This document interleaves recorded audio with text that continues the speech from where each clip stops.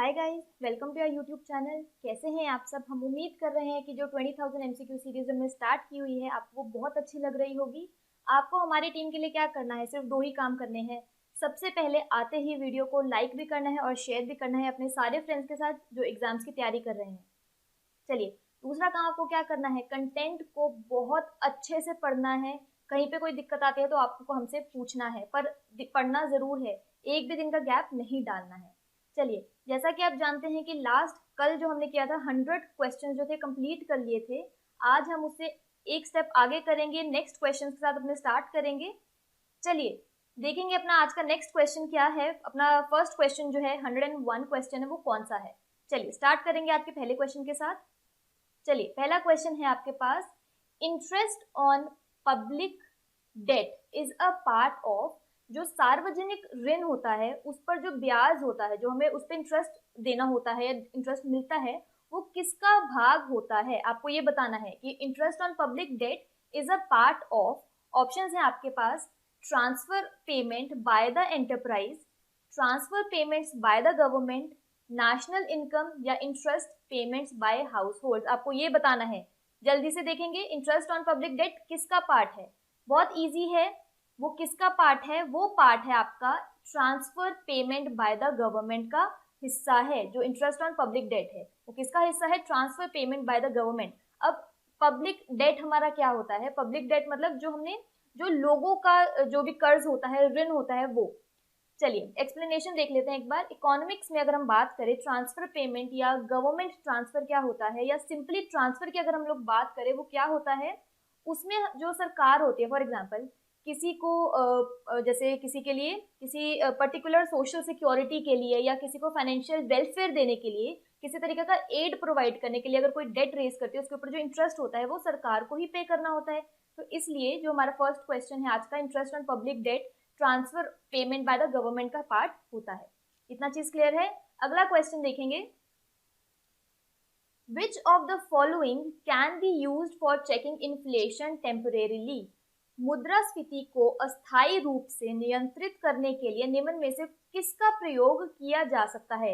Inflation, जैसा मैंने आपको पहले भी बताया है, इन्फ्लेशन का मतलब क्या होता है, जब हमारी इकोनॉमी में कमोडिटीज का, गुड्स का या सर्विसेज का प्राइस हाई रेट पे हो रखा होता है, उनकी प्राइस में राइज हो रखा होता है, तो वो क्या होता है, इन्फ्लेशन होता है।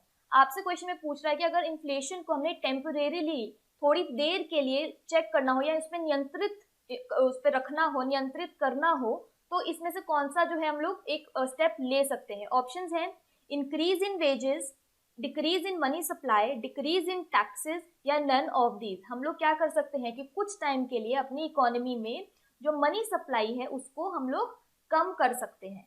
ठीक है, अपनी मनी सप्लाई को जो है मुद्रा आपूर्ति में कमी एक क्रिएट कर सकते हैं, उससे ऑटोमेटिकली जो है इन्फ्लेशन कंट्रोल हो जाएगा।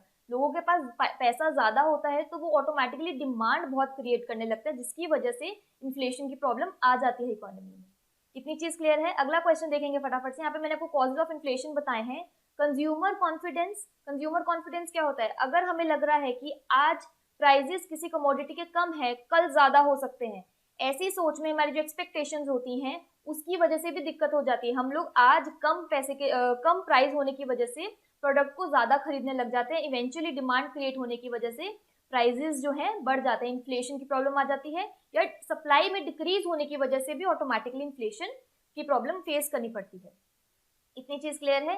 चलिए अगला देखेंगे, बहुत बढ़िया क्वेश्चन है। Operating surplus arise in the, जो संचालन अधिशेष है वो किस में उत्पन्न होता है, ऑपरेटिंग सरप्लस। ऑप्शंस हैं आपके पास, government sector, production for self consumption, subsistence farming या एंटरप्राइज सेक्टर।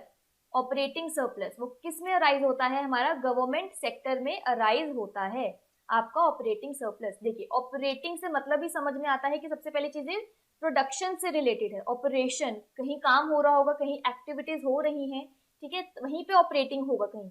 और सरप्लस का मतलब होता है जब हमारे पास किसी चीज की ज्यादा हो जाती है। और सरप्लस जो है यहाँ पे बात हमेशा किस में होती है, एक्सपेंडिचर एंड रेवेन्यू में ही बात होती है। ठीक है, चलिए एक्सप्लेनेशन देख लेते हैं। ऑपरेटिंग सरप्लस क्या होता है किसी एंटरप्राइज का, वो होता है जब हम लोग डिफरेंस जो है कैलकुलेट करते हैं या मेजर करते हैं बिटवीन रेवेन्यू एंड एक्सपेंडिचर के बीच में। अब देखिए, कहीं पे भी हम काम करेंगे, हम लोग पैसा लगाएंगे, वो हमारी एक्सपेंडिचर हो जाएगी, उससे जो पैसा जनरेट होगा, पैसा उससे जो हमें मिलने लग जाएगा वो हमारा रेवेन्यू होगा। अब या तो वो सरप्लस होगा या वो डेफिसिट होगा, फॉर श्योर, सीधी सी बात है। पैसा अगर हम कहीं लगा रहे हैं, उससे जो हमें आउटपुट निकल के आ रहा है, जो पैसा आ रहा है, हो सकता है वो इनिशियली कम हो, तो वो डेफिसिट है, वहां पे हमारे पास कमी है उस चीज की। और जब ग्रेजुअली हमारे बिजनेस को बहुत टाइम हो जाता है तो हमें उस चीज से सरप्लस मिलने लगता है। तो ये जो टर्म है ऑपरेटिंग सरप्लस, वो कहाँ से कंसर्न है? गवर्नमेंट सेक्टर से कंसर्न है। इतनी चीज क्लियर है? चलिए अगला क्वेश्चन देखेंगे। देखिए पिछले 2 क्लासेस में मैं आपको बैंक रेट बता चुकी हूँ, इंटरेस्ट रेट बता चुकी हूँ। आज हम लोग बात करने वाले हैं रेपो रेट की। बहुत ही एक कॉमन टर्म है रेपो रेट की। वो एक रेट ऑफ इंटरेस्ट है। किस चीज के ऊपर रेट ऑफ इंटरेस्ट है आपको वो बताना है। ऑप्शंस हैं, at which public borrows, public borrow कर रहा है money from commercial banks, public borrow कर रही है money from RBI, at which commercial banks borrow money from RBI against government securities, या at which commercial banks borrow money from the public. आपको ये बताना है कि रेपो रेट कौन सा रेट ऑफ इंटरेस्ट है। चलिए, रेपो रेट है वो इंटरेस्ट जो कि कमर्शियल बैंक को पे करना पड़ता है आरबीआई को, पर वो पैसा किसके अगेंस्ट रेज करती है? वो किसके अगेंस्ट रेज करती है? गवर्नमेंट सिक्योरिटीज के अगेंस्ट रेज करती है। देखिए, अगर नॉर्मली कमर्शियल बैंक आरबीआई से पैसे लेता है, आरबीआई क्या है? हमारा सेंट्रल बैंक है, हमारा रिजर्व बैंक ऑफ इंडिया, जो कि मेन एपेक्स बैंक है। जैसे हमने कल भी किया था, लेंडर ऑफ लास्ट रिजॉर्ट भी कहते हैं उसको, क्योंकि कमर्शियल बैंक के पास अगर कोई ऑप्शन नहीं बचता है तो वो कहाँ से पैसे लेगा? वो कहाँ से पैसे रेज करता है? आरबीआई से रेज करेगा। तो आरबीआई जब कमर्शियल बैंक्स को पैसे या लोन प्रोवाइड करता है, हमें पता है वो रेट होता है बैंक रेट। लेकिन यहाँ पे रेपो रेट पे भी हम सेम चीज बोल रहे हैं, पर वो क्यों बोल रहे हैं? क्योंकि यहाँ पे बात हो रही है वो पैसे किसके अगेंस्ट रेज कर रहा है? गवर्नमेंट सिक्योरिटीज के अगेंस्ट पैसे रेज करता है। इतनी चीज क्लियर है? चलिए, रेपो रेट वो रेट है at which RBI lends to its clients generally against the government securities. यही एक गवर्नमेंट सिक्योरिटी का पॉइंट है जो बैंक रेट और रेपो रेट को आपस में जो है डिफर करता है। ये एक रीजन है। चलिए अगला देखेंगे। A closed economy is one which, एक बंद अर्थव्यवस्था वह अर्थव्यवस्था होती है जो does not trade with other countries, does not possess any means of international transport, does not have a coast line, या is not a member of UNO. Closed economy कौन सी इकोनॉमी होती है? क्लोज इकोनॉमी वो economy है जो किसी और कंट्री के साथ, ऑप्शन ए करेक्ट है, जो किसी और कंट्री के साथ किसी भी तरीके की ट्रेडिंग नहीं करता हो। ट्रेडिंग का मतलब ना ही किसी तरीके से इंपोर्ट करे, ना ही किसी तरीके से एक्सपोर्ट करे। अब वो इकोनॉमीज ऐसा क्यों करती है? क्योंकि उनके हिसाब से वो इतनी सेल्फ सफिशिएंट है, वो अपने आप में ही इतनी कैपेबल है कि उनको लगता है कि हमें ट्रेडिंग की जरूरत ही नहीं है। तो जब ट्रेडिंग किसी कंट्री में होगी ही नहीं, तो ऑटोमेटिकली उनकी जो डोमेस्टिक लोग होते हैं या डोमेस्टिक प्रोड्यूसर्स होते हैं, उनको ऑटोमेटिकली उनके वर्किंग में, उनके एनवायरनमेंट एक हाइक मिल जाता है उन्हें। क्योंकि क्योंकि ना इंपोर्ट है ना एक्सपोर्ट है, उनका सामान ना बाहर जा रहा है, ना बाहर से कोई कंपटीशन के लिए कोई प्रोडक्ट या कोई भी गुड्स या सर्विसेज उनकी कंट्री में आ रही है। तो क्लोज्ड इकोनॉमी एक सेल्फ सफिशिएंट इकोनॉमी है, which means no imports come into the country and no exports leave the country. Easy है। चलिए अगला देखेंगे। वेरी इंपॉर्टेंट टर्म है एक डेफिसिट फाइनेंसिंग।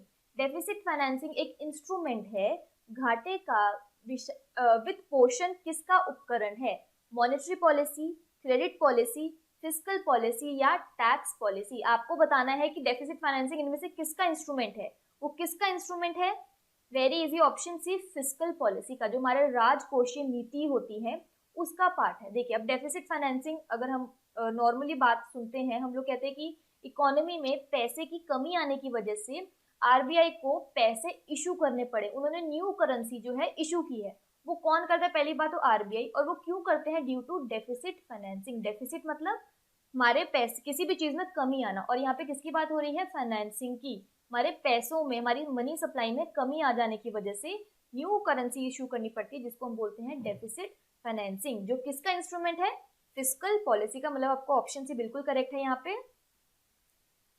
चलिए देखेंगे। Deficit financing is the budgetary situation where expenditure, जहां पर हमारा एक्सपेंडिचर जो है हायर है देन द रेवेन्यू। जैसे हम लोग बैलेंस ऑफ पेमेंट की बात करते हैं, जहाँ पे हमारा एक्सपेंडिचर जो है वो ज्यादा हो जाता है, हमारे रेवेन्यूज कम जनरेट हो रहे होते हैं, उस केस में जाके जो है हम लोग क्या करते हैं?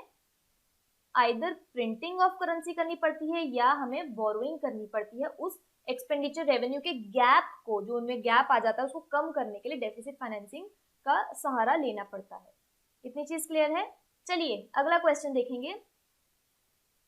The difference between GNP and NNP is equal to the GNP and NNP का अंतर किसके बराबर होता है? देखिए यहाँ पे सबसे पहली चीज जो आपको कंफ्यूज नहीं होना है, ये है GNP, ये है NNP।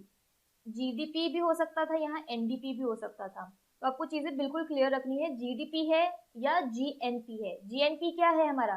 Gross national product, and NNP है हमारा नेट नेशनल प्रोडक्ट। ये दोनों के बीच में जो डिफरेंस आएगा, लाइक अगर हम लोग माइनस करें, अगर हमें NNP की वैल्यू निकालनी है, ठीक है, तो अगर हम इन दोनों को माइनस करते हैं GNP और NNP को, तो हमारे पास आंसर जो आएगा वो क्या होगा? तो वो डिफरेंस जो होगा वो क्या होगा? ऑप्शन है आपके पास, consumer expenditure on durable goods, direct tax revenue, indirect tax revenue, या कैपिटल डेप्रिसिएशन। देखिए जब भी हम लोगों को ग्रॉस से नेट की तरफ जाना है, तो हम लोगों को हमेशा जो क्या करना होगा, यहाँ पे जो टर्म यूज होगी वो होगी डेप्रिसिएशन। डेप्रिसिएशन क्या होता है? फॉर एग्जाम्पल मैंने 10,000 की एक फिक्स्ड कैपिटल खरीदी, फॉर एग्जाम्पल मैंने एक मशीनरी खरीदी है। आज अगर मैंने एक फर्स्ट हैंड मशीनरी खरीदी है, तो क्या अगर मुझे 2 दिन बाद उसको बेचना होगा, क्या मैं उसको सेम प्राइस पे बेच सकती हूँ? तो जो उसकी वैल्यू में 10,000 के बाद फॉर एग्जाम्पल वो 9,000 में बिकी है या 9,900 रुपए में बिकी है, 100 रुपए का भी फर्क है, तो वो जो 100 रुपए का फर्क आया है दैट इज कॉल्ड डेप्रिसिएशन। वो 2 दिन के अंदर जो उसकी वैल्यू में कमी आ गई है, either due to any reason, चाहे वो उसका नॉर्मल वेयर एंड टियर हुआ हो या वैसे सेकेंड हैंड होने की वजह से हो गया हो, जो वैल्यू में कमी आ गई उसको डेप्रिसिएशन बोलते हैं। ठीक है, चलिए मैं आपको इस एक्सप्लेनेशन ओके पहले यहाँ पे बता देती हूँ। इसका करेक्ट आंसर है आपका ऑप्शन डी, कैपिटल डेप्रिसिएशन बिल्कुल करेक्ट है। चलिए यहाँ से आपको और चीज जो है क्लियर हो जाएगी। चलिए चीज क्लियर है, बिल्कुल दिख रहा है। चलिए यहाँ पे आपसे वो कह रहा है कि नेट नेशनल प्रोडक्ट जो है उसमें क्या होता है, जो हमारा ग्रॉस नेशनल प्रोडक्ट है, जो हमारा टोटल मार्केट वैल्यू होता है, उसमें से हम लोग क्या करते हैं, डेप्रिसिएशन को हमेशा माइनस करना होता है हमें। ग्रॉस नेशनल प्रोडक्ट क्या है उसने आपको ये भी बता दिया है। ग्रॉस नेशनल प्रोडक्ट क्या है? हमारा total market value of all goods and services produced by factors of production of a country, उसमें से हमें माइनस क्या करना होगा, डेप्रिसिएशन। मैंने आपको स्टार्टिंग में भी बोला था आपको GDP है कि GNP, इसका ध्यान रखना है। आपको जब भी नेट की वैल्यू निकालनी है ग्रॉस की मदद से, आपको हमेशा डेप्रिसिएशन को ही माइनस करना है, चाहे बात NNP की हो, नेट नेशनल प्रोडक्ट की हो, या NDP की हो, नेट डोमेस्टिक प्रोडक्ट की बात हो, आपको हमेशा क्या माइनस करना है, डेप्रिसिएशन को। डेप्रिसिएशन मैंने आपको बता दिया, डेप्रिसिएशन क्या है? क्या है? कुछ नहीं है, डीवैल्यूएशन ऑफ फिक्स्ड कैपिटल है। ठीक है, जो अब नॉर्मल एक वियर एंड टियर की वजह से आ जाती है। चलिए अगला देखेंगे फटाफट से। इन अ बिजनेस, अगर हम एक बिजनेस की बात करें तो उसमें जो रॉ मटेरियल है, कंपोनेंट्स है, वर्क इन प्रोग्रेस है एंड फिनिश गुड्स, अगर उनकी इकट्ठी बात करें, जॉइंटली बात करें, तो उसको हम क्या कहते हैं? ऑप्शन है आपके पास, कैपिटल स्टॉक, इन्वेंट्री, इन्वेस्टमेंट, या नेट वर्थ। इनमें से आपको एक ऑप्शन बताना है कि बिजनेस में raw material, component, work in progress and finish goods, तो अगर हम इकट्ठा बात करें तो वो क्या होती है? अगर हम उनको इकट्ठा बोलें तो वो हमारी क्या होती है, हमारी इन्वेंट्री होती है। वो बिकी नहीं है, हमारी कंपनी में, हमारे बिजनेस में एज अ स्टॉक पड़ी हुई है, तो वो हमारी क्या है, हमारी इन्वेंट्री है, हमारी इन्वेस्टमेंट नहीं है। फिनिश्ड गुड्स अगर हमारे पास स्टॉक होके पड़ा है तो वो हमारी इन्वेस्टमेंट नहीं हो सकती। ठीक है, इतनी चीज क्लियर है। चलिए अगला देखेंगे फटाफट से। इन्वेस्टमेंट क्या है? अब देखिए वही बात आ गई, इन्वेस्टमेंट क्या है हमारे पास? इन्वेस्टमेंट होता है, ऑप्शंस है आपके पास, gross total of all types of physical capital assets, की हमारे पास जितनी भी टोटल भौतिक पूंजी पड़ी है, संपत्तियां जो पड़ी हैं, अगर उसको टोटल सकल जोड़ उसका बताएं तो वो इन्वेस्टमेंट होती है। Gross total of all capital assets minus wear and tear, stock of plants, machines and equipments, या none of these. Very easy, मैंने अभी आपको बताया है। इन्वेस्टमेंट क्या होगी, जो जितनी भी हमारी कैपिटल एसेट्स पड़ी हैं हमारे पास, उसमें से जब हम लोग वेयर एंड टेयर, अब यहाँ पे देखिए वेयर एंड टेयर जो है आपको मैंने बता दिया है वो क्या होता है, आपका डेप्रिसिएशन होता है। जब उसको हम माइनस कर देते हैं तो हमारे पास हमारी इन्वेस्टमेंट आ जाती है।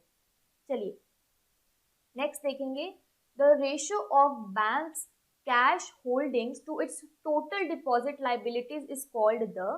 बैंक के पास नकद तथा इसके कुल जमा दायित्व के अनुपात को क्या कहते हैं? ऑप्शन है variable reserve ratio, cash reserve ratio, statutory liquidity ratio या मिनिमम रिजर्व रेशो। आपको बताना है कि the ratio of banks cash holdings to its total deposit liabilities is called. आपको बताना है इसका आंसर और वो क्या है, that is cash reserve ratio, जिसको हम लोग बोलते हैं CRR। देखिए आरबीआई जो है, आपको पता है कि कमर्शियल बैंक्स के लिए वो कितनी सारी पॉलिसीज जो है मेंटेन करके रखता है, कितने सारे रेशोज, कितनी सारी परसेंटेजेस जो है वो बता के रखता है कि आपको ये चीज मेंटेन करके रखनी है। तो उसी में ही एक रेशो जो है बैंक को जो अपने पास रखनी होती है वो होती है कैश रिजर्व रेशो। इसका मतलब है कि बैंक्स को, जितने भी कमर्शियल बैंक्स है, उनको अपनी टोटल जो उनके पास जितनी भी होल्डिंग्स होती हैं उसका कुछ परसेंट जो है बैंक के, रिजर्व बैंक के पास जो है एज अ लाइबिलिटी जो है उनको होल्ड रोक के रखना पड़ता है, आरबीआई के पास डिपॉजिट करके रखनी पड़ती है। उससे क्या होता है, उससे जो मेन चीज है जो यहाँ से पता चल जाती है, इसकी ऑब्जेक्टिव ये है, the objective of CRR is to ensure the liquidity and solvency of the banks. अब देखिए येस बैंक के साथ क्या दिक्कत है कि वो एकदम से इंसॉल्वेंट हो गई है, तो ये जो है CRR की होगी, हमारा SLR होगी जो स्टैट्यूटरी लिक्विडिटी रेशो है, ये इसीलिए ही मेंटेन जो है आरबीआई करके रखती है, ताकि अगर किसी भी तरीके की कोई दिक्कत आती है, फाइनेंशियल इंस्टेबिलिटी आ जाती है, तो उसके लिए जो है कुछ स्टेप उठाए जा सके। ये चीज क्लियर है? चलिए अगला देखेंगे, which amidst the following is not a credit rating agency. इनमें से कौन जो है वो साख रेटिंग एजेंसी नहीं है? ऐसे क्वेश्चंस को आप तभी आंसर कर सकते हैं अगर आपको फुल फॉर्म जो इनकी पता है। बिल्कुल बेसिक कुछ इंस्टीट्यूशंस हैं जो बहुत इंपॉर्टेंट है और आपको इनके फुल फॉर्म भी पता होना चाहिए और वैसे इनकी बेसिक नॉलेज भी होनी बहुत जरूरी है। चलिए देखेंगे सबसे पहले तो इसमें से कि कौन जो है क्रेडिट रेटिंग एजेंसी नहीं है। चलिए पहले मैं आपको आंसर बता देती हूँ। इसमें IFCI जो है, industrial finance corporation of India, IFCI जो है हमारा क्रेडिट रेटिंग एजेंसी नहीं है। चलिए देखेंगे कि इन सबकी पहले फुल फॉर्म क्या है। चलिए देखेंगे, सबसे पहले हमारे पास था क्रिसल। क्रिसल की देखिए फुल फॉर्म ही क्या है, क्रेडिट रेटिंग। अगर आपको फुल फॉर्म पता होती तो आपको यहीं से पता चल जाता कि उसकी फुल फॉर्म में ही क्रेडिट रेटिंग है, तो ये तो credit rating agency for sure होगी ही होगी। तो इसीलिए कह रही हूँ कि आपको बेसिक जो इंस्टीट्यूशन है वो पता होनी बहुत जरूरी है। क्रिसल की फुल फॉर्म क्या है, credit rating information services of India limited. Then था हमारे पास, देखिए सेकंड था केयर। केयर की फुल फॉर्म है credit analysis and research. And ICR है हमारे पास, investment information and credit rating agency. सिर्फ एक IFCI है जो एक industrial finance corporation of India है। अब इसके बारे में जो चीजें आपको पता होनी चाहिए, सबसे पहले ये एक नॉन बैंकिंग फाइनेंस कंपनी है, ठीक है। एस्टैब्लिश कब हुई थी, 1948 में हुई थी। प्लस जो आपको चीज पता होनी चाहिए कि ये जो है कंपनी लिस्टेड है ऑन BSE एंड NSE। आपको पता होना चाहिए कि कल ही मैंने आपको BSE और NSE की फुल फॉर्म बताई है, Bombay stock exchange and national stock exchange. चलिए अगला देखेंगे फटाफट से, which unit of valuation is known as paper gold. मूल्यांकन की कौन सी इकाई को कागजी स्वर्ण कहा जाता है? Euro dollar, petro dollar, SDR या GDR। बहुत इजी है ये वैसे, लेकिन अगर आपको बेसिक इकोनॉमिक्स नहीं पता है या आप अप टू डेटेड नहीं है तो आपको ये थोड़ा सा डिफिकल्ट लगेगा। चलिए इसका आंसर जो है वो है SDR, special drawing rights. Special drawing rights जो है हमारा, हमें पेपर गोल्ड भी कहते हैं। वो क्यों कहते हैं, सबसे पहले जो है ये एक एसेट है जो सबसे पहले IMF जो है वो ट्रांसफर करता है किसको, टू इट्स मेंबर कंट्रीज, ठीक है, एज लेंडिंग। वो जो है IMF जो है अपनी मेंबर कंट्रीज को ही सिर्फ देता है, ठीक है। और सारी मेंबर कंट्रीज जो होती है वो उसको खुशी खुशी जो है बहुत ऑब्लाइज्ड फील करती है, एहसानमंद होती है कि हमें ये हमारे पास है। इसमें जो है सबसे पहली चीज जो है, इसको पेपर गोल्ड क्यों कहते हैं, क्योंकि इसकी लिक्विडिटी जो है वो बहुत ज्यादा है। लेकिन किसमें, सिर्फ अपनी मेंबर कंट्रीज में ही जो है लिक्विडिटी बहुत ज्यादा है। और फिर लिक्विडिटी ज्यादा है क्योंकि एक करेंसी है IMF की और इसकी एक्सेप्टेबिलिटी भी बहुत ज्यादा है, इसीलिए इसको क्या बोलते हैं, पेपर गोल्ड। चलिए एक नेक्स्ट टर्म जो और था उसमें वो था GDR, वो भी आपको पता होना चाहिए, वो है ग्लोबल डिपॉजिटरी रिसीट बोलते हैं उसको। चलिए अगला क्वेश्चन देखेंगे, इंटरेस्ट बना हुआ है पूरा, बहुत बढ़िया क्वेश्चंस हैं। चलिए अगला देखेंगे, which one of the following taxes is collected and utilized by the state government. मैंने अपनी लास्ट वीडियो में आपसे पूछा था कि आपको ऑप्शंस दिए थे और आपको बताना था कि इनमें से वो कौन सा टैक्स है जो सेंट्रल गवर्नमेंट कलेक्ट नहीं करती है। यहाँ पे आपको बताना है कि इनमें से वो कौन सा टैक्स है जो स्टेट गवर्नमेंट कलेक्ट करती है। चलिए, ऑप्शन है आपके पास personal income tax, corporation tax, land revenue या कस्टम ड्यूटीज। वो टैक्स जो स्टेट गवर्नमेंट कलेक्ट भी करती है और उसको यूज भी करती है, उसको यूटिलाइज भी करती है, वो कौन सा टैक्स है? वो है आपका लैंड रेवेन्यू। जो लैंड रेवेन्यू है वो स्टेट गवर्नमेंट कलेक्ट करती है, सेंट्रल गवर्नमेंट जो है, सेंट्रल गवर्नमेंट उसका कोई कंट्रोल या रोल नहीं होता इसमें। चलिए, बिल्कुल एक बेसिक इकोनॉमिक क्वेश्चन यहाँ पे है, when marginal utility is zero the total utility is. आपको बताना है अगर मार्जिनल यूटिलिटी जीरो है तो टोटल यूटिलिटी क्या होगी। टोटल यूटिलिटी ऑप्शन है आपके पास मिनिमम, इंक्रीजिंग, मैक्सिमम या डिक्रीजिंग। जब हमारी मार्जिनल यूटिलिटी जीरो होती है तो उस केस में हमारी जो टोटल यूटिलिटी होती है वो मैक्सिमम होती है। अब आपको कैसे पता चलेगा, देखिए अब यहाँ पे इसको देखना है ध्यान से, और इस फोटोग्राफ को अगर आप इकोनॉमिक बैकग्राउंड से नहीं भी हैं इसको बिल्कुल अपने दिमाग में बिठा कर रखना है। चलिए देखिए, यहाँ पे देखिए ये हमारा है मार्जिनल यूटिलिटी और ये है हमारी टोटल यूटिलिटी कर्व। यहाँ पे आप देख रहे हैं कि मार्जिनल यूटिलिटी जो है वो कल मैंने आपको एक क्वेश्चन पूछा था इससे रिलेटेड कि अगर हमारी टोटल यूटिलिटी जो है इंक्रीज कर रही है एट एन इंक्रीजिंग रेट तो उस केस में मार्जिनल यूटिलिटी पे क्या फर्क पड़ता है, मार्जिनल यूटिलिटी भी इंक्रीज ही कर रही होती है। लेकिन जिस पॉइंट पे हमारी टोटल यूटिलिटी जो है मैक्सिमम पोजीशन पे आ जाती है वहां हमारी जो है मार्जिनल यूटिलिटी जीरो हो जाती है। ठीक है, जहाँ पे हमारी टोटल यूटिलिटी जो हमें एक किसी चीज को कंज्यूम करने से जो हमें सेटिस्फेक्शन मिल रही है वो पूरी मैक्सिमम है, तो वहां पे हमारी एडिशनल कोई भी चीज खाने से हमें अच्छा नहीं लगेगा। ठीक है, फॉर एग्जाम्पल मेरे पास 5 एप्पल्स हैं, मैंने उसमें से 3 खा लिए हैं, अब मैं पूरी तरीके से सेटिस्फाइड हूँ, मैं एक भी एप्पल और नहीं खा सकती।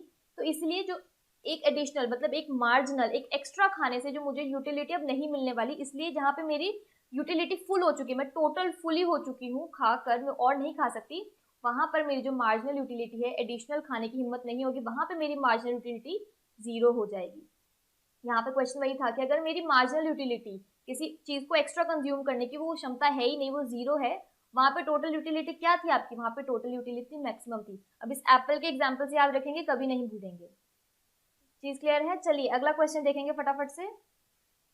इक्विलिब्रियम प्राइस मीन संतुलन मूल्य का अर्थ है price determined by the demand and supply, price determined by cost and profit, price determined by cost of production या price determined to maximise profit. Equilibrium price क्या होता है? इक्विलिब्रियम प्राइस वो प्राइस होता है जो हमारे डिमांड एंड सप्लाई जहाँ पे बिल्कुल बराबर होती है, वहां से जो पॉइंट निकल के आता है उस पॉइंट से जो प्राइस निकलेगा वो हमारा इक्विलिब्रियम प्राइस होता है। देखिए ये है हमारा इक्विलिब्रियम प्राइस जहां पे हमारी market supply and market demand जो है वो बिल्कुल बराबर आएगी।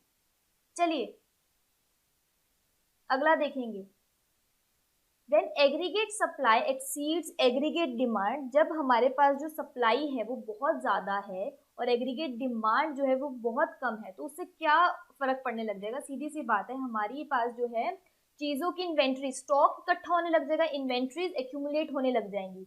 और अगर वाइस वर्सा क्वेश्चन होता कि हमारी एग्रीगेट डिमांड जो है वो एक्सीड कर चुकी है हमारी एग्रीगेट सप्लाई को, सप्लाई कम है डिमांड ज्यादा हो जाती है तो हमारा इन्फ्लेशन हो जाता है। और अगर सप्लाई ज्यादा है, ठीक है, सप्लाई अगर ज्यादा है और अगर डिमांड कम है तो देखिए हमारे पास क्या होता है, इन्वेंट्री एक्यूमुलेट हो जाती है। और अगर सप्लाई कम है और डिमांड ज्यादा है तो हमारे पास क्या दिक्कत आ जाती है, इन्फ्लेशन की दिक्कत आ जाती है। ठीक है, इतनी चीज क्लियर है? चलिए, who are the creditors of a corporation? किसी निगम के लेनदार कौन होते हैं? चलिए ऑप्शंस देखेंगे, bond holders, stock holders, both bond and stock holders या होल्डर्स ऑफ प्रेफर्ड स्टॉक। हमारे कंपनी के क्रेडिटर्स जिनको हमने इन रिटर्न पैसा देना है वो कौन होते हैं? वो कौन होंगे? हमारे option C, both bond and stock holders जो होते हैं वो हमारे कंपनी के क्रेडिटर्स होते हैं। क्रेडिटर्स कौन है? वो इंडिविजुअल या वो इंस्टीट्यूशन जिनको जो है कंपनी को पैसा देना होता है, या वो क्रेडिटर इंस्टीट्यूशन जो एंटिटीज को पैसा प्रोवाइड करते हैं या अपनी सर्विसेज प्रोवाइड करते हैं, किसके बेसिस पे? एक रीपेमेंट एग्रीमेंट के बेसिस पर। इतनी चीज क्लियर है? चलिए उसके अलावा जो है आपको पता होना चाहिए हमारे पास दो टाइप्स के क्रेडिटर्स होते हैं, पर्सनल एंड रियल। पर्सनल वो हो गए जैसे मुझे पैसों की जरूरत है, मैं अपने किसी फैमिली या किसी फ्रेंड के मेंबर से जो है पैसे मांग लूंगी, वो हो जाएगा मेरा पर्सनल क्रेडिटर। और रियल क्रेडिटर वो हो जाएंगे जो बेसिकली जो इंस्टीट्यूशन फाइनेंशियल एंटिटीज जो काम कर रही होती हैं, जहाँ पे प्रॉपर कॉन्ट्रैक्ट के साथ पेमेंट या कोई भी मनी या सर्विसेज जो है प्रोवाइड होती हैं, वो हमारा होता है रियल क्रेडिटर्स। इतनी चीज क्लियर है। जल्दी देखेंगे अगला question. According to Keynesian theory of income determination at full employment, a fall in aggregate demand causes.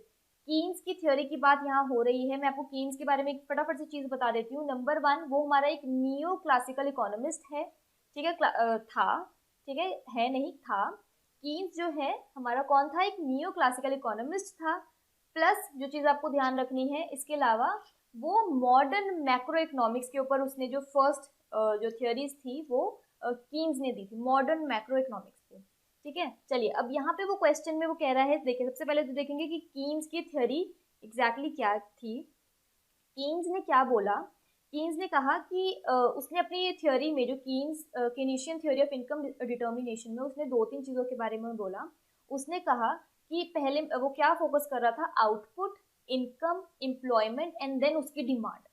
उसने कहा कि अगर हम लोग शॉर्ट रन की बात करें, छोटे समय की बात करें, तो अगर हमारी आउटपुट में या हमारी इनकम में या हमारी एम्प्लॉयमेंट में किसी भी तरीके की बढ़ोतरी हो रही है, अगर वो किसी तरीके से भी बढ़ रही है, तो क्या होगा, हमारी डिमांड जो है ऑटोमेटिकली इंक्रीज करेगी, ठीक है। उसने चार चीजें बोली, क्या क्या बोला है उसने, नोट कर लीजिए, output, income, employment and then demand. उसने क्या बोला शॉर्ट रन में कि अगर आउटपुट बढ़ रही है या इनकम बढ़ रही है या एम्प्लॉयमेंट फुल है, तो उस केस में हमारी डिमांड ऑटोमेटिकली बढ़ जाएगी। और अगर हम उल्टा देखें कि अगर किसी भी तरीके से आउटपुट में कमी आ गई या एम्प्लॉयमेंट में कमी आ गई या हमारी इनकम में कमी आ गई है, तो ऑटोमेटिकली हमारी डिमांड भी जो है कम हो जाएगी।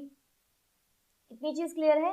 तो यहाँ पे देखिए उसने हमें क्या क्वेश्चन में पूछा है कि वो कह रहा है कि eight full employment, employment full है, जैसे मैंने आपको तीन चीजें क्या बताई हैं, नंबर वन है आउटपुट, उसके अलावा जो चीज है वो है इनकम, और उसके अलावा जो चीज है वो है एम्प्लॉयमेंट। उसका फर्क किस पे पड़ेगा, डिमांड पे पड़ेगा। इतनी चीज क्लियर है। चलिए मैं एक बार इसको हटा देती हूँ, आपको और क्लियर दिख जाएगा। चलिए ठीक है, आपको वो ये सारी चीजें बोल रहा है, चार चीजों की उसने बात की है, output, income, employment and demand की।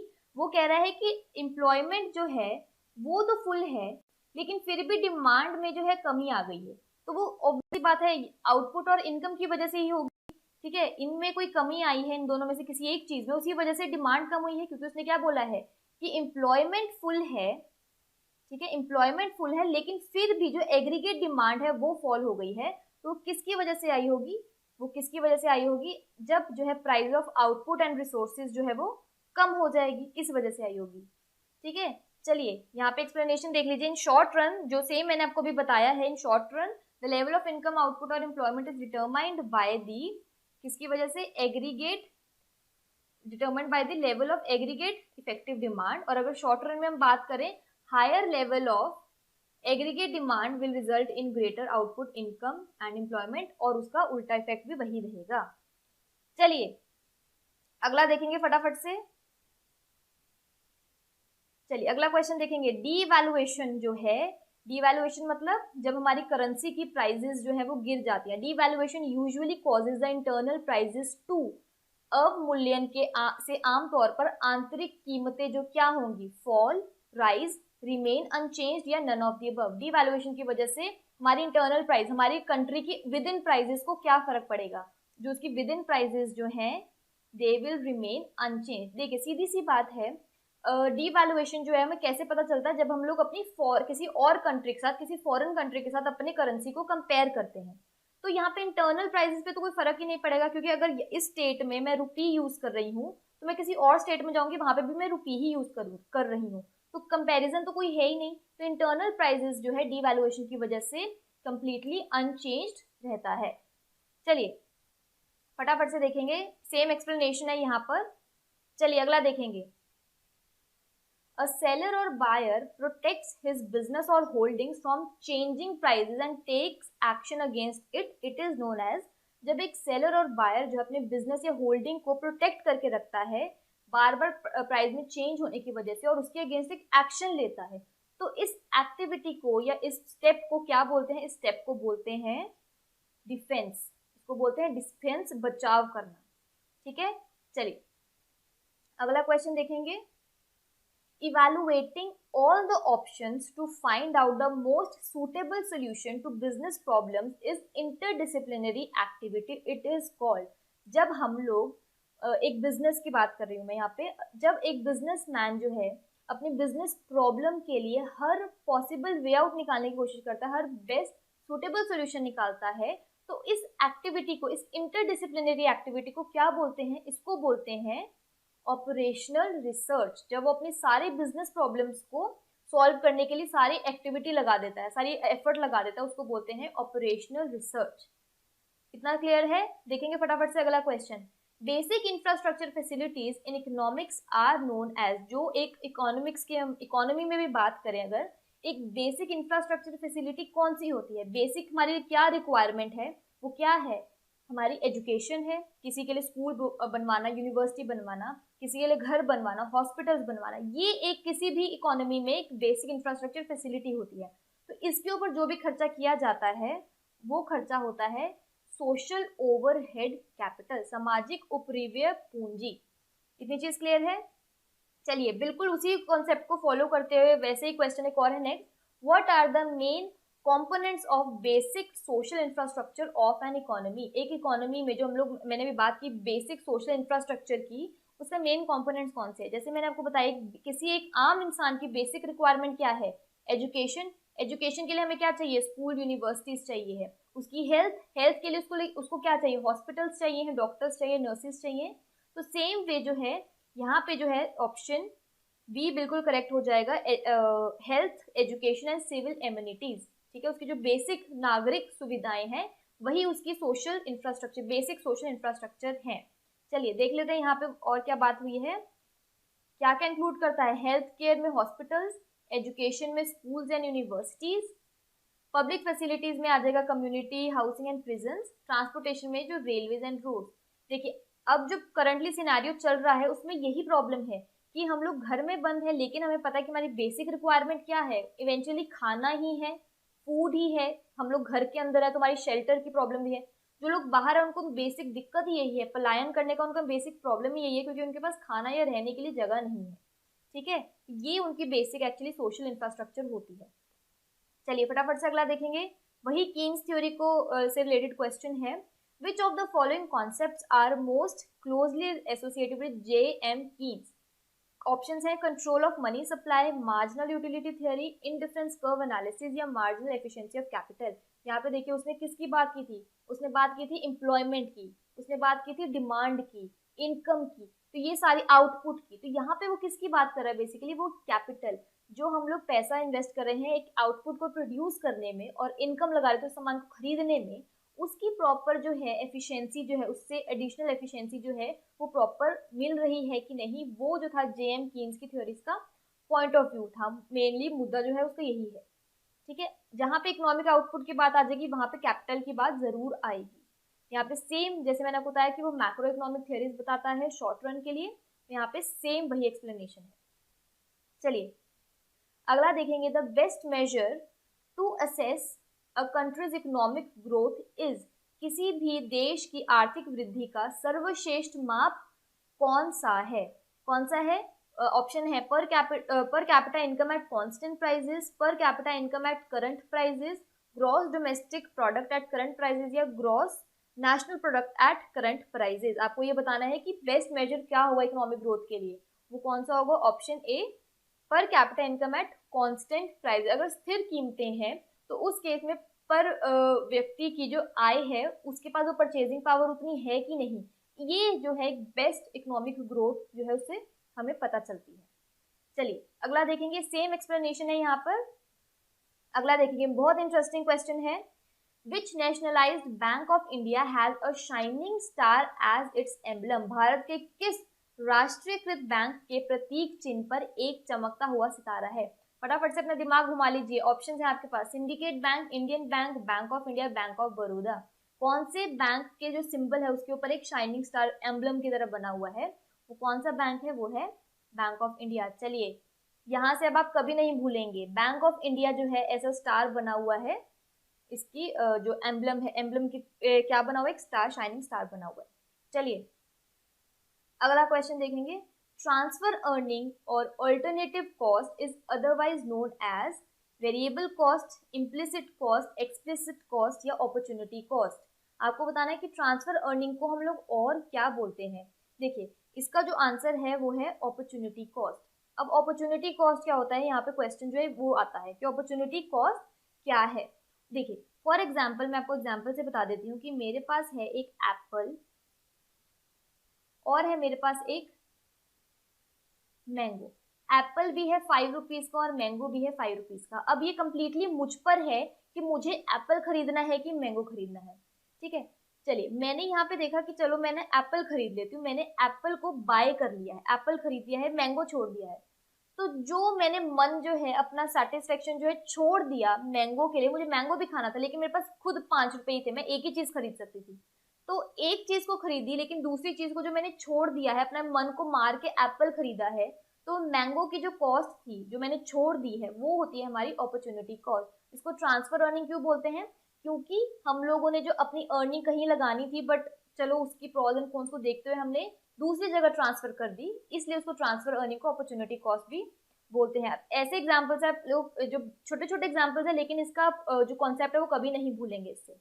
अपॉर्चुनिटी कॉस्ट देख लीजिए, रिपीट कर रही हूँ, अपॉर्चुनिटी कॉस्ट क्या है? Benefits and an individual investor और business misses out on when choosing one alternative over another. एक के लिए जब हम लोग दूसरी चीज को छोड़ना पड़ता है तो वहां से जो हमारी बेनिफिट जो हमें नहीं मिली उसको बोलते हैं अपॉर्चुनिटी कॉस्ट। चलिए अगला देखेंगे। The main source of long-term credit for a business unit is sale of stocks and bonds to the public, borrowing from banks, loans from the government या deposits from the public and financial institutions। देखिए short term की हमने बात की थी, हम लोग money market से इजीली रेज कर सकते हैं।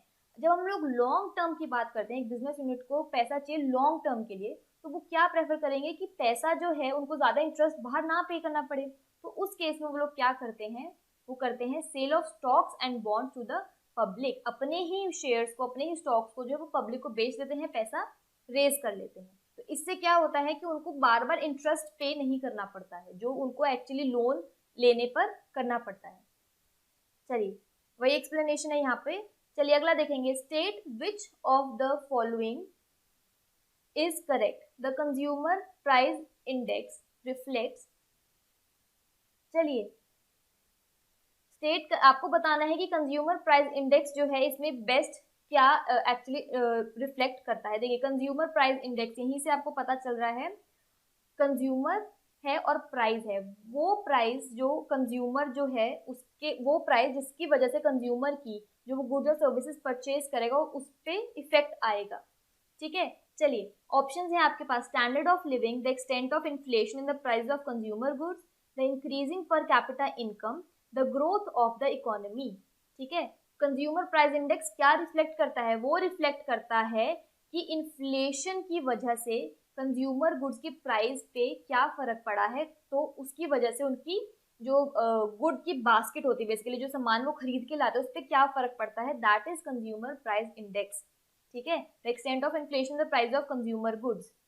A consumer price index CPI measures changes in the price level of market basket of consumer goods and services purchased by household। ठीक है, उनकी जो basket of consumer goods and services है वो किस पे डिपेंड करती है? प्राइस लेवल पे। ठीक है, तो प्राइस लेवल जो है इन्फ्लेशन की वजह से बढ़ कम रहा है, वो क्या है? कंज्यूमर प्राइस इंडेक्स वो चीज बताता है। चलिए अगला देखेंगे। हम लोगों ने पहले कुछ मनी जो है ऑलरेडी डिस्कस कर लिए थे। फर्स्ट लेक्चर में हमने डिस्कस किया था चीप मनी, जहाँ पे पैसा अवेलेबल होता है at low rate of interest. Then हमने किया था डियर मनी, जहाँ पे पैसा अवेलेबल होता है at high rate of interest. यहाँ पे बात हो रही है व्हाट इज नैरो मनी। संकीर्ण मुद्रा क्या है? ऑप्शंस हैं the sum of currency in circulation and the demand deposits in banks, the sum of M, सिर्फ एम है यहाँ पे और एम का मतलब बताया हुआ है आपको, money and time deposits, the sum of currency in circulation with the public and the cash reserves held by the banks, the market value of stocks held by all the holders excluding the promoters. Narrow money क्या है? Simple सा है narrow money, इतना कोई holders या कुछ नहीं है. क्या है नैरो मनी? वो पैसा जो हमारी इकोनॉमी में सर्कुलेशन में है या हमारे बैंक के पास पड़ा हुआ है डिमांड डिपॉजिट के तौर पे. डिमांड डिपॉजिट भी मैं आपको बता चुकी हूँ. डिमांड डिपॉजिट क्या है? वो पैसा जिसके लिए हमें किसी की परमिशन नहीं लेनी होती निकालने के लिए, हम एटीएम पे जाएंगे पैसा निकाल के ले आएंगे, दैट इज डिमांड डिपॉजिट. तो नैरो मनी क्या है? वो करेंसी जो सर्कुलेशन में है और हमारे बैंक में सेफ पड़ा है, हम लोग कभी भी उसको निकाल सकते हैं. ठीक है, वो सारे physical money such as coins, currency, यही सेम टर्म को नैरो मनी को हम लोग यूएस में बात करते हैं M1. ठीक है, MO क्या है? जो बेसिकली हमारा फिजिकल मनी है, बस उन्होंने थोड़ा टेक्निकल टर्म में बोल रखा है, पर बात इतनी सी ही है नैरो मनी की. Entrepreneurial ability is a special kind of labour that. Entrepreneurial ability, हर किसी में एबिलिटी नहीं होती है. एंटरप्रेन्योरियल एबिलिटी एक स्पेशल काइंड ऑफ लेबर है that is hired out to firms at high wages, organizes the process of production, produces new capital goods to earn interest, manages to avoid losses by continual innovation. क्या है entrepreneurial ability? वो है वो special kind of labour जो production के जितने भी process होते हैं उनको ऑर्गेनाइज करती है. प्रोडक्शन तो इवेंचुअली जो स्मॉल लेवल के लेबर्स होते हैं वो करते हैं, लेकिन उनको जो ऑर्गेनाइज करता है वो स्पेशल जो लेबर होते हैं, उसमें क्या होती है? एक स्पेशल काइंड ऑफ एबिलिटी होती है, दैट इज एंटरप्रेन्योरियल एबिलिटी होती है. ठीक है, चलिए यहाँ पे एक बेसिक आपको बताया हुआ है कि हमारे पास फैक्टर्स ऑफ प्रोडक्शन कौन से होते हैं? 4 होते हैं. Land, labour, enterprise and capital. Land जो है हमें इजीली नेचुरल रिसोर्स है, प्रोडक्शन के लिए अवेलेबल होती है.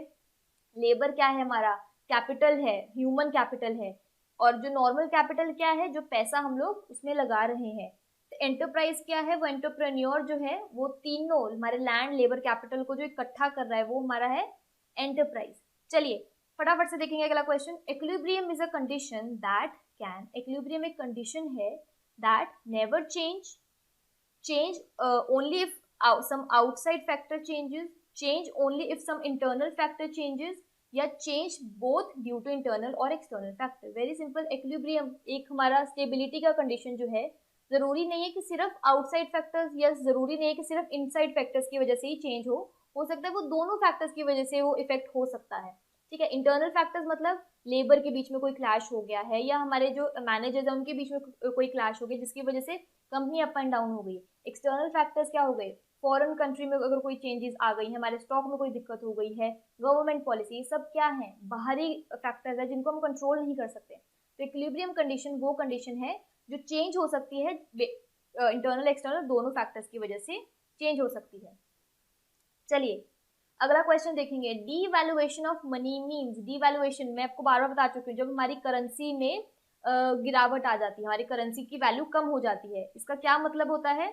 जब डिवैल्यूएशन मीन्स क्या है इसका मतलब? इसका मतलब है जब हमारी जो एक्सटर्नल वैल्यू ऑफ मनी है उसमें डिक्रीज हो जाता है, वो कम हो जाती है. जब हमारी मुद्रा का बहाव मूल्य कम हो जाता है, उसमें कमी आ जाती है, वो हमारी डिवैल्यूएशन हो जाती है. मैंने आपको पहले भी बोला इंटरनल प्राइजेस पे डिवैल्यूएशन का कोई फर्क नहीं पड़ता है. आज के ही क्वेश्चन में हमने, आज के ही वीडियो में हमने डिस्कस किया ही थी. ठीक है, चलिए अगला क्वेश्चन देखेंगे. Government securities are considered liquid because they are. कोई भी सिक्योरिटी जो है वो लिक्विड हम क्यों बोलते हैं? क्योंकि वो इजीली और क्विकली मार्केटेबल होती है. कोई सिक्योरिटी जो है वो हमें इजीली मिल भी रही है, हम उसको इजीली बेच भी सकते हैं. बाय एंड सेलिंग जो है बहुत इजी है, इसका मतलब उसकी क्विक एंड इजीली वो मार्केटेबल है, तो वो हम कहते हैं कि वो बहुत लिक्विड है. तो गवर्नमेंट सिक्योरिटीज हम सबको पता है कि बहुत ही ज्यादा हाईली लिक्विड होती है. चलिए अगला इसमें देख लेंगे फटाफट से. लिक्विडिटी क्या है?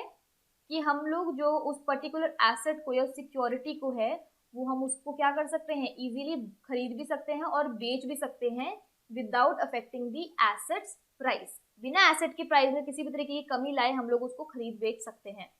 चलिए अगला क्वेश्चन देखेंगे. The method of calculating the national income by the product method is otherwise known as. जो हमारे नेशनल इनकम को कैलकुलेट करने के लिए हम लोग प्रोडक्ट मेथड यूज करते हैं, उसको हम लोग और किस नाम से जानते हैं? Income method, value added method, expenditure method या नेट आउटपुट मेथड. पहले मैं यहाँ पे एक चीज क्लियर कर दूं कि जो प्रोडक्ट मेथड है उसको हम लोग वैल्यू एडेड मेथड भी बोलते हैं और नेट आउटपुट मेथड भी बोलते हैं। दोनों ही ऑप्शन यहाँ पे बिल्कुल करेक्ट हैं, ये नहीं है। तो आपको ये चीजें ध्यान रखनी है कि वो दोनों नाम से ही उसको, उसके अदरवाइज जो नेम्स होते हैं वो दोनों ही है। वैल्यू एडेड मेथड भी है और वो नेट आउटपुट मेथड भी है। वो क्यों है? क्योंकि प्रोडक्ट मेथड में हम लोग बात करते हैं हमारे हर लेवल पे जो भी प्रोडक्शन हो रही है उसकी। चलिए यहाँ पे फटाफट से मैं आपको एक्सप्लेन कर देती हूँ कि इसमें क्या लिखा है। चलिए यहाँ पे मैं आपको बता देती हूँ। यहाँ पे देखिए जो चीज मैंने आपको अभी बोली है कि इसको जो है हम लोग वैल्यू एडेड मेथड भी बोलते हैं और आउटपुट मेथड भी बोलते हैं, ठीक है। इसमें हम लोग जीडीपी कैसे कैलकुलेट करते हैं? जितनी भी total value of output produced है at different stages of production, इसीलिए इसको जो है प्रोडक्ट मेथड बोलते हैं, वैल्यू एडेड भी बोलते हैं, क्योंकि डिफरेंट स्टेजेस पे जितनी भी प्रोडक्शन हुई है या जितना भी आउटपुट प्रोड्यूस हुआ है उन सबको हम लोग टोटल कर लेते हैं। अब यहाँ पे जो चीज ध्यान देने वाली है कि हम लोग इसमें सर्विसेज जो इंक्लूड करते हैं वो कौन सी है। जो सर्विसेज इंक्लूड करते हैं जो goods and service actually sold हुई है और वो जो सर्विस सप्लाई नहीं भी हुई है, मतलब सोल्ड नहीं भी हुई है लेकिन हमने उसको बेचा है एट फ्री ऑफ कॉस्ट, ठीक है। दोनों चीजों को हम लोग इसमें इंक्लूड करते हैं। नेक्स्ट चीज जो आपको ध्यान रखनी है, जो सर्विसेज जो है हम इंक्लूड नहीं करते हैं वो कौन सी हैं? वो है सबसे पहले सेकेंड हैंड आइटम्स जो हमने खरीदी है, बेची है, ठीक है। प्रोडक्शन हुई है जो इलीगल एक्टिविटीज की वजह से जो प्रोडक्शन हुई है, ठीक है, उसको भी जो है हम लोग इसमें इंक्लूड नहीं करते हैं, ठीक है। या कोई भी नॉन इकोनॉमिक गुड्स है या नेचुरल गुड्स है, एयर वाटर जो हमने यूज किया है उसको भी जो है हम लोग इसमें इंक्लूड नहीं करते हैं। ओके, इसके अलावा जो चीज ध्यान रखनी है वो कैसे निकलती है नेशनल इनकम। हम लोग क्या करते हैं, जो हमने ग्रॉस वैल्यू यहाँ से निकाली है उसमें अपने इनडायरेक्ट टैक्सेस और सब्सिडीज को हम लोग इसमें इनडायरेक्ट टैक्सेस को ऐड करते हैं, उसमें से सब्सिडीज को माइनस कर देते हैं। चलिए फटाफट से देखेंगे। नेक्स्ट क्वेश्चन है what is book building. Book building जो है वो क्या होता है? चलिए बुक बिल्डिंग क्या है?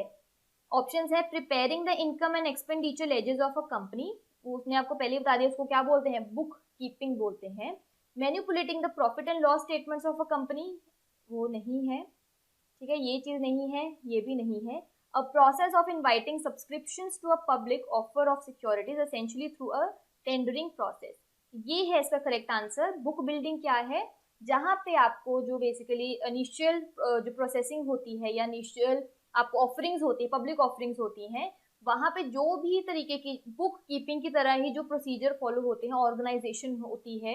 ऑर्गेनाइजेशन का मतलब कंपनीज की बात नहीं, ऑर्गेनाइजेशन मतलब चीजों को इकट्ठा किया जाता है, उस प्रोसेस को क्या बोलते हैं, बुक बिल्डिंग बोलते हैं। बुक कीपिंग की ही तरह इनका पूरा काम होता है, प्रॉपर एक सिस्टमैटिक वे में काम होता है, लेकिन किस में होता है, पब्लिक सिक्योरिटीज में, पब्लिक ऑफरिंग्स जो होती हैं सिक्योरिटीज की, उसके लिए ये जो है बुक बिल्डिंग टर्म यूज की जाती है, ठीक है। देख लीजिए यहाँ पे सेम मतलब है, book building is a systematic process of generating, capturing and recording investor demand for shares during an initial public offering. IPO के दौरान जो है एक प्रोसेस फॉलो होता है, वो प्रोसेस को क्या बोलते हैं, बुक बिल्डिंग। इसीलिए बोल रहे हो कि वो बिल्कुल बुक कीपिंग, जो अकाउंट्स में हम लोग बुक कीपिंग करते हैं, अकाउंट्स मेंटेन करते हैं, बिल्कुल उसी की तरह ये काम करता है। चलिए अगला देखेंगे फटाफट से। The incidence of sale tax falls on, बिक्री कर का भार किस पर पड़ता है, सेल्स टैक्स का। देखिए सेल्स टैक्स मतलब किसी प्रोडक्ट पे ही बेसिकली दिया जाता है, पे किया जाता है, प्रोड्यूसर बेसिकली उसको पे करता है, लेकिन वो इवेंचुअली क्या करता है, जो भी टैक्स पे करता है प्रोड्यूसर, उसका थोड़ा थोड़ा प्रोपोर्शन जो है अपने प्रोडक्ट की प्राइस में डाल देता है। तो इवेंचुअली जो सेल्स टैक्स का भार होता है वो किसके ऊपर आता है, वो आता है आपका कंज्यूमर के ऊपर आता है। जो लास्ट में इंसिडेंस मतलब जो आखिरी में जो भार पड़ता है वो किस पे पड़ता है, सेल्स टैक्स का, वो कंज्यूमर्स पे पड़ता है। इवेंचुअली जो है सारी जो चीजें हैं वो हमें एज अ कंज्यूमर हमें ही पे करनी पड़ती है। चलिए अगला देखेंगे, यहाँ पे सेम वही चीज बताई गई है। Tax incidence is the analysis of particular tax on the distribution of economic welfare. Tax incidence is said to fall upon the group that ultimately bears the burden of or ultimately has to pay tax, ठीक है। चलिए अगला question देखेंगे फटाफट से। An economy is in equilibrium when, एक economy जो है इक्विलिब्रियम में कब होगी, जब plan consumption exceeds plan savings, plan consumption exceeds plan investment, intended investment equals intended savings, intended investment exceeds intended savings. यहाँ पे रेपिटेशन हो गई है पर यहाँ पे नहीं, यहाँ पे इक्वल है, यहाँ पे एक्सीड है, ठीक है। ये आपको जो है मेनली ये चीज पता होनी चाहिए सबसे पहले, इंटेंडेड का क्या मतलब होता है। इंटेंडेड आप समझते हैं, इंटेंशन, कोई काम जो हम लोग उस पर्टिकुलर पर्पस के लिए ही करते हैं, इंटेंडेड, किसी इंटेंशन से किया गया, मेड फॉर पर्टिकुलर रीजन। इतनी चीज क्लियर है। तो इक्विलिब्रियम में एक कंपनी, एक इकोनॉमी कब होगी, जब उसकी जो उसने सोची थी इन्वेस्टमेंट करने की, इन्वेस्टमेंट जो उसने सेविंग्स की है और उसकी जो इन्वेस्टमेंट हुई है वो बिल्कुल बराबर हो, उसकी इंटेंडेड इन्वेस्टमेंट जो है उसकी इंटेंडेड सेविंग्स के बराबर हो। चलिए, यहाँ पे सेम एक्सप्लेनेशन वही है। चलिए अगला देखेंगे फटाफट से। Which of the following group suffer the most from inflation, prices बढ़ गई, परचेजिंग पावर कम हो गई, इसका जो है सबसे ज्यादा असर किस पर पड़ता है, डेटर्स, क्रेडिटर्स, बिजनेस क्लास या होल्डर्स ऑफ रियल एसेट्स। देखिए, जब अगर हम आज की बात करें, अगर आज मैंने किसी को 1 लाख रुपए दिया है, उसने कहा है कि वो मुझे 1 साल के बाद पैसा देगा, क्या 1 साल के बाद उस 1 लाख की सेम वैल्यू होगी?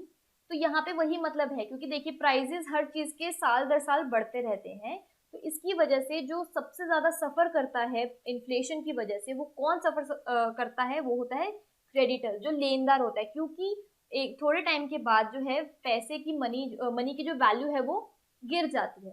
तो इससे जो है वो परचेजिंग पावर जो है, अगर वही पैसा वो खुद यूज कर लेता, तो आई थिंक वो किसी इन्वेस्टमेंट में लगा देता, या कहीं से, जहाँ इन्वेस्टमेंट का मतलब है कि बढ़ सकती थी, कहीं पे लगा दिया, इंटरेस्ट ही आएगा ज्यादा से ज्यादा, अब उसने कितने रेट पे दिया वो भी पता नहीं है। ठीक है, तो इन्फ्लेशन की वजह से जो ग्रुप सबसे ज्यादा सफर करता है वो कौन सा है, क्रेडिटर्स। चलिए अगला क्वेश्चन देखेंगे। The existence of parallel economy या ब्लैक मनी जो बेसिकली होती है, वो एग्जिस्ट करती है हमारी नॉर्मल इकोनॉमी के साथ, तो उसका क्या फर्क पड़ता है, क्या असर पड़ता है? बहुत सिंपल सी बात है, उससे जो है हमारी मॉनेटरी पॉलिसीज जो होती हैं वो ऑटोमेटिकली लेस इफेक्टिव हो जाती हैं। जब, क्योंकि हमें पता है ब्लैक मनी क्या है, इलीगल पैसा है, जिसका ना ही किसी ने टैक्स पे किया होगा, उल्टा गलत गलत कामों में उसको सर्कुलेट कर रहे हैं, बैड मनी बन गई है वो। ठीक है, तो यहाँ पे देखिए, existence of black is injurious just not for the tax revenues, but it distorts the systematic resource allocation process and upsets the accuracy of economic forecast। ठीक है, एक जो है नेशनल इनकम की एक जो प्रॉपर वैल्यू होती है वो पता नहीं चल पाती, इकोनॉमिक की डेवलपमेंट क्या है, इकोनॉमिक ग्रोथ क्या चल रही है, वही जो है पता नहीं चल पाती है। तो इसलिए ब्लैक मनी जो है हमारी मॉनेटरी पॉलिसीज को लेस इफेक्टिव कर देता है। चलिए अगला क्वेश्चन देखेंगे। In equilibrium a perfectly competitive firm will equate, एक परफेक्टली कॉम्पिटिटिव, मैंने आपको कल भी बताया था कि हमारे पास दो तरीके के कॉम्पिटिशन एग्जिस्ट करते हैं, परफेक्ट एंड इम्परफेक्ट। परफेक्ट में कंपनीज जो हैं एक ही प्राइस रखती हैं, बहुत सारे सेलर्स हैं, बहुत सारे बायर्स हैं, और क्या करते हैं, वो होमोजीनियस प्रोडक्ट ही प्रोड्यूस कर रहे होते हैं। तो उनके लिए भी एक जो प्रॉपर एक कहते हैं ना इक्विलिब्रियम पोजीशन पे, वो कहाँ आते हैं, सिंपल सी चीज है, जहां पे उनकी मार्जिनल रेवेन्यू मार्जिनल कॉस्ट के बराबर आ जाती है। The firm will equate marginal revenue with marginal cost. चीज क्लियर है, सिंपल है। ओके, सेम चीज यहाँ पे एक्सप्लेन की गई है, आप एक बार इसको रीड जरूर कर लेना आफ्टर दिस लाइव। चलिए, द मार्जिनल यूटिलिटी कर्व, अभी बात की हमने मार्जिनल यूटिलिटी की, टोटल यूटिलिटी के ऊपर बात की थी हमने। The marginal utility curve slopes downward from left to right, indicating, वो जो मार्जिनल यूटिलिटी कर्व है वो नीचे की तरफ जाती है लेफ्ट से राइट। उसका क्या मतलब है, देखिए जो हमारी यूटिलिटी है, सबसे पहली बात तो वो डिपेंड ही हमारी करती है किस पे, हमारे कोई भी कमोडिटी को कंज्यूम करने पे, कोई भी स्टॉक जो है उस पे, उसकी कंजम्पशन से, उसी पे ही कर, और वो डाउनवर्ड है, इसका मतलब उसका उसके स्टॉक से इनवर्स रिलेशनशिप है। डाउनवर्ड स्लोपिंग का मतलब ही होता है कि इनवर्स रिलेशनशिप है, उल्टा रिलेशनशिप है। और अगर अपवर्ड स्लोपिंग होती है, जैसे हमारी सप्लाई कर्व जो होती है वो अपवर्ड स्लोपिंग होती है, वो क्यों है, क्योंकि उसका प्राइस और सप्लाई से डायरेक्ट रिलेशनशिप होता है। मार्जिनल यूटिलिटी का जो है स्टॉक ऑफ कमोडिटी से इनवर्स रिलेशनशिप होता है, उल्टा रिलेशनशिप होता है। हम जितना ज्यादा स्टॉक है, जैसे मैंने एप्पल का एग्जांपल दिया, मैं आपको बता दूं, एग्जांपल दे देती हूँ।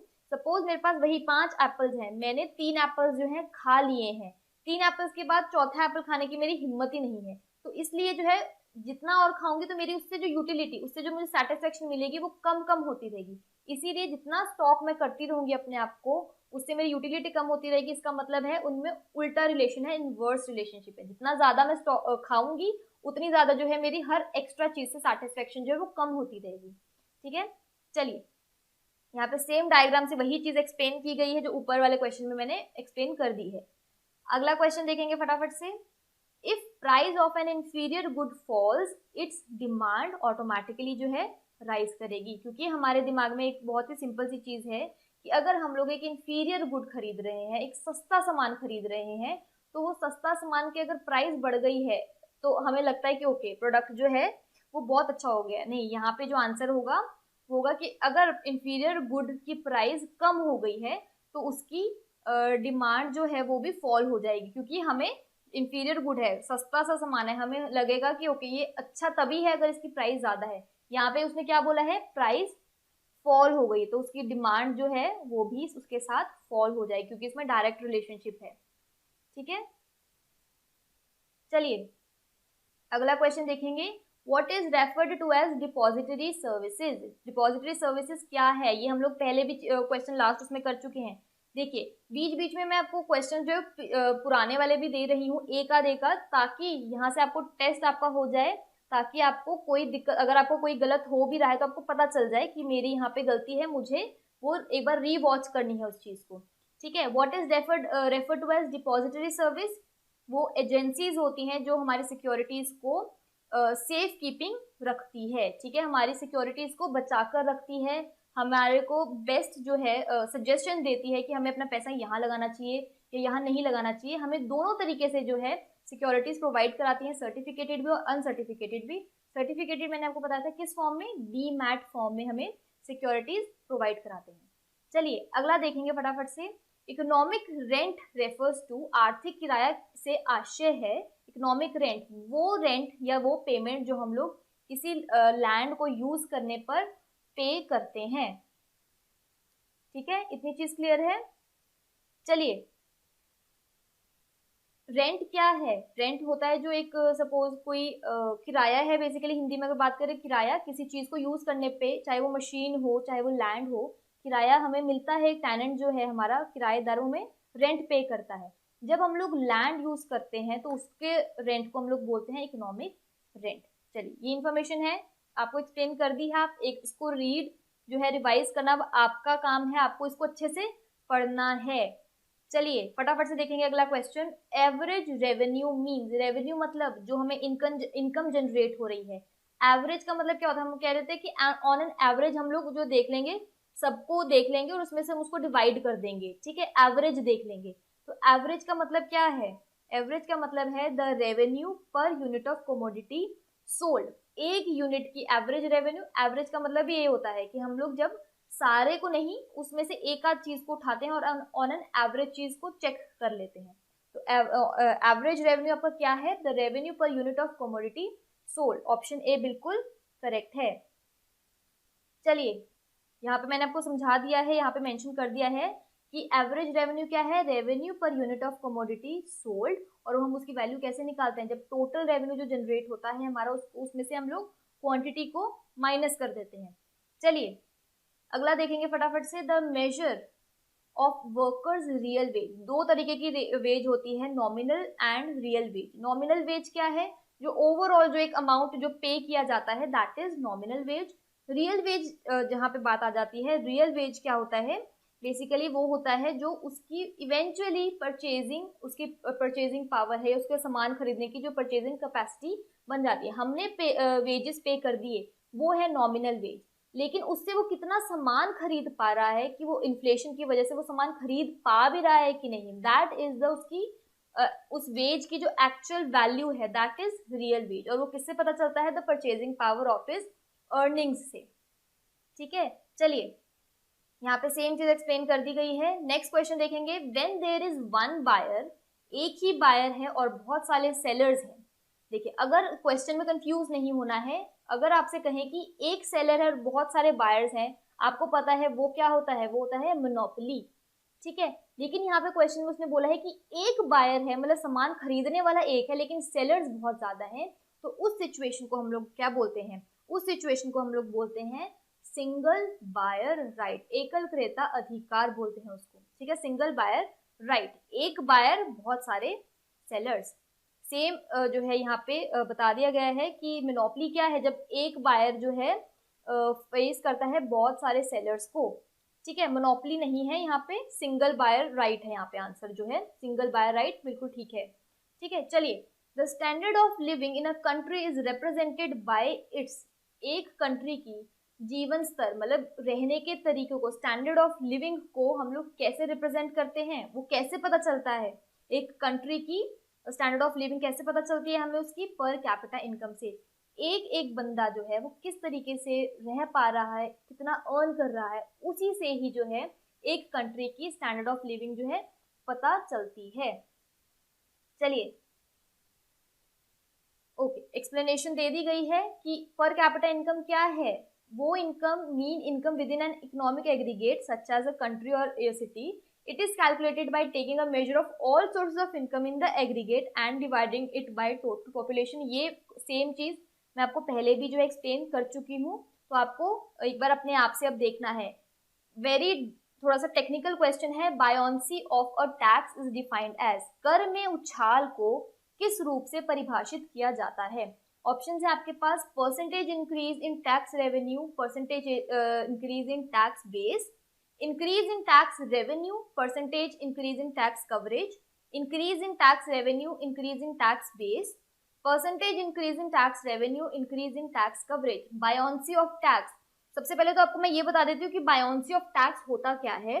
टैक्स बायोंसी होता है बेसिकली कि हमारे गवर्नमेंट जो है उसका जो टैक्स सिस्टम है उसकी एफिशिएंसी को एड्रेस करने के लिए, कि उसकी जो हमारे गवर्नमेंट टैक्स सिस्टम है वो कैसी चल रही है, उसको एड्रेस करने के लिए, उसको मेजर करने के लिए जो हम टर्म यूज करते हैं वो होती है टर्म टैक्स बायोंसी। तो यहाँ पे पूछा गया है कि बायोंसी ऑफ टैक्स को हम कैसे डिफाइन कर सकते हैं, उसको हम लोग डिफाइन करते हैं as increase in tax revenue by increase in tax base, कर राजस्व में वृद्धि, कर आधार में वृद्धि। इससे हम लोग जो है इसको जो है बेस्ट एक्सप्लेन करते हैं, डिफाइन करते हैं।